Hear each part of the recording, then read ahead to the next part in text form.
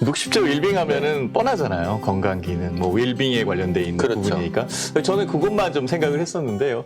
생각보다 성장성이 꽤 있더라고요. 뭐 다른 쪽의 그 사업 분야, 즉 3대 축이 있다라고 이렇게 말씀을 드릴 수 있는데요. 일단 녹십자 그룹이라는 거. 네. 두 번째는 주가가 많이 움직이지 않았다는 거. 이제 움직일 가능성이 높지 않느냐. 네. 그 지난주도 그렇고 지지난주도 그렇고 가져온 종목들이 전체적으로 10%, 15%씩 계속 올라오고 있는 그런 상황이었었거든요.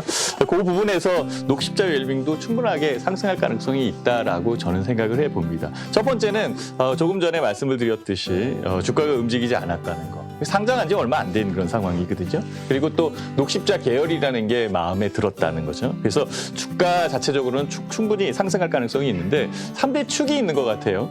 첫 번째는 전문 의약품 쪽인 부분이 있고 두 번째는요 녹십자 웰빙 이름에 나타나듯이 건강기능식품 이 부분이 있는 그런 상황이고 나머지 세 번째는요 의약품이나 천연물 이쪽에 소재 연구 개발을 하는데요. 이 부분이 좀 이렇게 각각의 그 시너지 효과가 나올 수 있게끔 이렇게 만들어지는 것 같아요. 특히 이제 전문 의약품 쪽에서는요 태반주사 같은 경우에는 국내 1위 점유율을 갖고 있거든요. 그러니까 전체 시장의 한 77%를 갖고 있는 그런 상황이기 때문에 사실상 이 뭐 인태반 주사 관련돼 있는 부분이 굉장히 크게 다가올 수도 있는 그런 상황이 있고요.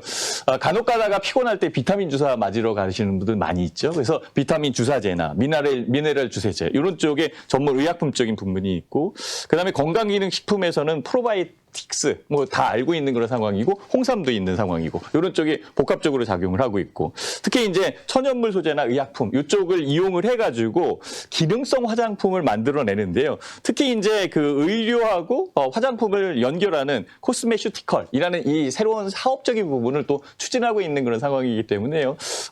현재 가격이 움직이지 않은 부분에서 추가적으로 성장성이 부각된다라고 한다면 충분히 상승할 수 있을 것 같아요. 그리고 최근에 하나 또 나온 게 있죠. 국제 학술지에 뭔가를 하나 내보냈는데요. 그게 뭐냐면 라이넥이라고 해서 이 라이넥으로 인대를 치료할 수 있다. 이게 손상된 인대를 치료할 수 있다. 그리고 다른 쪽의 치료 화합에 관련돼 있는 부분들도 충분하게 그러니까 그 효능을 발휘하고 있다라는 그런 내용이 나오고 있거든요. 이런 것이 복합적으로 움직인다면 현재 주가가 횡보되어 있는 그런 상황이고 움직이지 않았었던 부분을 감안할 때 충분하게 10%, 20%, 30% 충분히 올라올 수 있다라고 저는 생각이 듭니다. SK 렌터카가 상장돼 있었나 이렇게 생각하시는 분이 있는데요. SK 렌터카는요 상장돼 있지 않았었는데요. AJ 렌터카입니다. AJ 렌터카를 SK 그룹에서 인수를 해서 SK 렌터카와 합병을 해서 SK 렌터카로 바뀐 거죠. 그러니까 실질적으로 두 회사가 합쳐졌다는 거죠. 렌터카 업향에서 AJ 렌터카가 큰 시장을 점유하고 있었던 상황이었는데요. SK 그룹이 AJ 렌터카를 그러니까 합병을 하면서 실질적으로 그 캐파는 굉장히 커졌다라고 이렇게 말씀을 드릴 수 있는 그런 상황이에요. 그래서 실질적으로 두 개의 기업이 하나의 기업으로 움직였을 때 그러니까 1+1이 2가 아니라 3으로 늘어날 수 있는 그 시너지 이 부분이 있는 그런 상황인데요.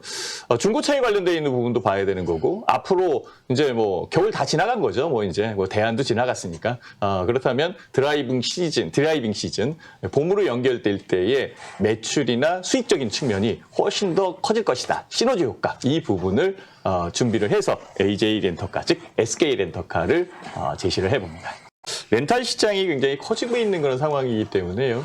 현재 뭐 자동차를 직접적으로 구매하시는 분도 있지만 좀 빌려서 렌트를 해서 타고 다니시는 분도 굉장히 많고 그다음에 기업적인 측면에서는 거의 렌터카를 많이 활용을 하는 그런 상황이거든요. 그래서 이런 부분들이 렌탈 시장에 대한 확대 그리고 추가적으로 그 시장의 그 영업 바운드가 훨씬 더 커진다. 이 부분에서는 굉장히 중요한 그런 상황이다라고 판단이 듭니다.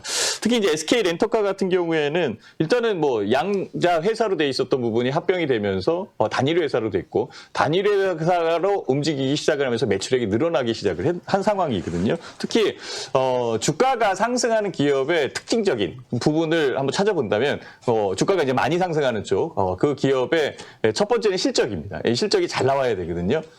그렇지만은 실적이 흑자 전환되는 기업 이 부분이 그 주가에 대한 상승력이 제일 빠르게 움직이는 그런 상황으로 만들어질 겁니다.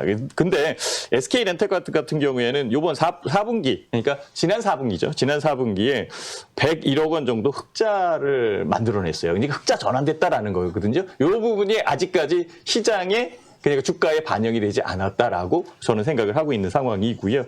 특히 이제 그 SK 렌터카 같은 경우에는 중고차에 대한 사업 부분이 분명히 있어요. 그래서 중고차에 대한 매출적인 측면도 분명히 부가적으로 움직여야 되는 그런 상황이고 두 기업이 합쳐지면서 뭐 볼륨이 확대되는 그런 상황이고 외형이나 비용이 굉장히 많이 줄겠죠. 그죠? 기업적인 부분에서. 그래서 어쨌든 회사 자체적인 부분에서 수익이 늘어나는 그런 구조에 있는 그런 상황이고요. 효율화 작업을 통해서 결과적으로는 현재 가격 대역에서 추가적으로 상승할 수 있는 여건은 분명히 있지 않겠느냐라고 판단을 해서 SK 렌터카를 제시합니다. 요즘 유튜브를 통해서 뭐 많이 이렇게 해주신다 그러는데 어떻게 뭐라고 검색을 하면 좋을까요? 제 이름 치면 되죠.